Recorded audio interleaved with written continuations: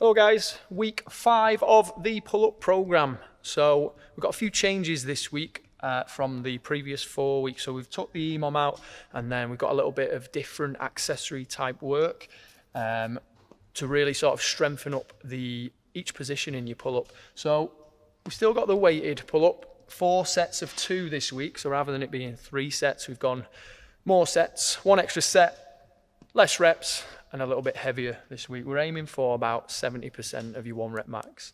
So similar to last week, just try and add a little bit of weight, but add another set in as well. So it's 4 sets of 2 reps with your added weight. If you're scaling that, it's your negative pull-up, 4 sets again. With this one, it's a 7-second negative. Again, if 2 reps is feeling quite easy for the negatives, maybe do 3 or 4 reps, but 4 sets with the 7-second negative. My arm's killing. So part A is exactly the same as what we've been doing, but just progressing on a little bit more. Part B, we've took the EMOM away and we're now doing what's called a Frenchy Pull-up. So we're doing 3 to 6 reps of that movement. So it's basically a pull-up where you pull up, get your chin over at the top and hold for 5 seconds, and then you control all the way back down. And then you pull up again, get the chin over, but this time you come back down to about halfway, hold it for 5 seconds there, control all the way down. Do another pull-up, control down to the bottom position, so not quite in the active hang, with the elbows slightly pulled in, slightly bent, so not right at the bottom. So you've got chin over at the top, or if you can, chest to bar, control down, pull up again, chin over or chest to bar, control down to about halfway. 5-second hold there, control down, full pull up again, chin over or chest to bar, and then control down to just before the elbows lock out and hold there for 5 seconds. And that is 1 rep. So 3 pull-ups with the 3 holds at each position counts as 1 rep, and you're going to aim for 3 to 6 reps of that. That's your first movement there. The scale for that is just to do the same thing, but with your feet on a box, just using a little bit of a toe spot.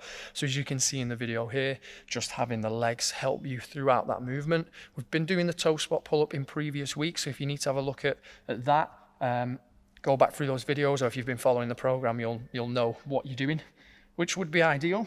But with the same thing, you're just using the legs to help you get up at the top and then hold at each position. You'll rest 30 seconds and then you'll go to B2, which is a chin over bar hold again. So just jumping up, holding as low as you can. So again, trying to get the chest to the bar and hold, even if it's just the chin over, but make sure that the chin is definitely over. Pull up, hold for 10 to 15 seconds.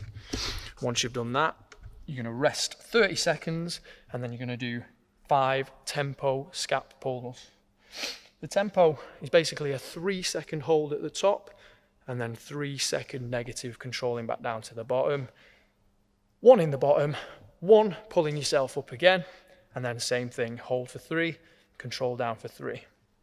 So with this movement, well, all 3 movements, we're just really strengthening each position of that pull-up, because what we've seen is a lot of people are maybe strong at the bottom, but as they get to here, they're quite weak and they're having to pull here.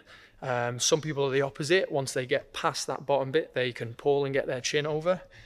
So the Frenchy pull-up combined with the chin over hold and the scap pulls are just going to help to strengthen up all those positions. Okay. Part C, seated hinge row and ring reverse flies. You're going to do 6 seated hinge rows and then 8 ring reverse flies. You're going to do 3 sets of that. So what I'll do is for those last 2 movements, I'll set up the camera, set up the rings, and I'll show you those and talk you through what I'm thinking whilst we're doing them, because these people can definitely get these wrong. There's a lot to be thinking about, and there's some good positions that you want to be hitting, so I'll show you them now.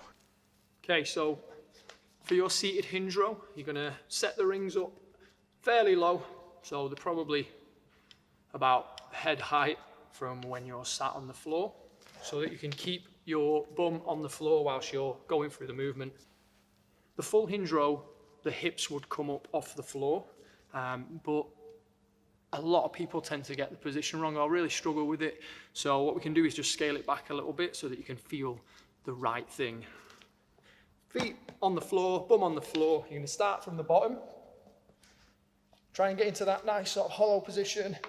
Keep the ball on the floor. You're going to hinge at the hip. Hands are going to start off overhand as you pull. You're going to hinge at the hip and turn the hands facing in. You should be able to feel your lats or your back muscles on in that position. And then you're going to control down, hands back overhand until you've locked out. Hinge at the hips, squeeze. In this position, if you can, try and maybe even pull off the floor and hold.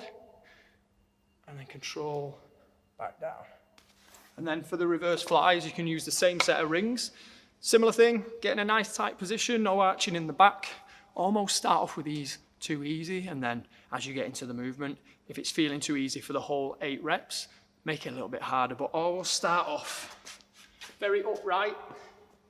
Start from here, squeeze the shoulder blades back, and then pull, pause, and then control back down. Again, nice control, squeeze, control down. Okay, again, just feeling all those little muscles in your upper back getting nice and strong, helping you pull. So there's your session, guys. Obviously scale down as you need to. Those Frenchies are pretty tough. Aiming for 3 to 6. If you can do 6, that's pretty good going. As always, guys, if that's hard to read or I keep moving the camera away, just click read more in the description and the full workout will be listed below with your scales and things attached. There it is, week 5. Get after it, guys. Any questions, again, just give me a shout. You might have some because of new movements and things. That's fine, just give me a shout, or you can send me a video. I'll take a look at your movements. Other than that, get after it, guys. See you next week.